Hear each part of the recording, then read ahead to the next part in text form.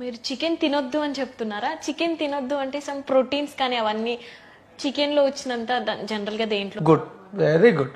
Chicken లో protein ఎక్కువ ఉంటుంది, అవును. అలాగే మటన్ లో అంటే మీట్ లో ఎక్కువ ఉంటుంది ప్రోటీన్ కదా.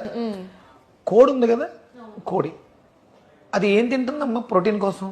దానికి ఏం పెడుతున్నావు ప్రోటీన్ కోసం? ధాన్యాలు. ప్రోటీన్ దాంట్లో బాగుంది, అది బాగా తయారు చేసింది, మంచి కండగట్టు ఉంది, దాంట్లో ప్రోటీన్ బాగుంది కాబట్టి దాన్ని తినేద్దాం. మరి అదేం తింది? దానికి ఏం పెట్టు అన్న మటన్ షాప్కి వెళ్ళి మటన్ తీసుకొచ్చి రోజు దానికి పెడితే బలిసింది అది. మరి దానికి ప్రోటీన్ ఎలా వచ్చింది? ప్రోటీన్ నువ్వు తినే దాంట్లో లేదు, నువ్వు తినే దాని వల్ల తయారు చేసుకుంది శరీరం. కోడి తన ప్రోటీన్ని తాను తయారు చేసుకుంది. నువ్వు సోమరిపోతులాగా కోడిని తినేస్తున్నావు తయారు చేసుకోవడం చేతగాక.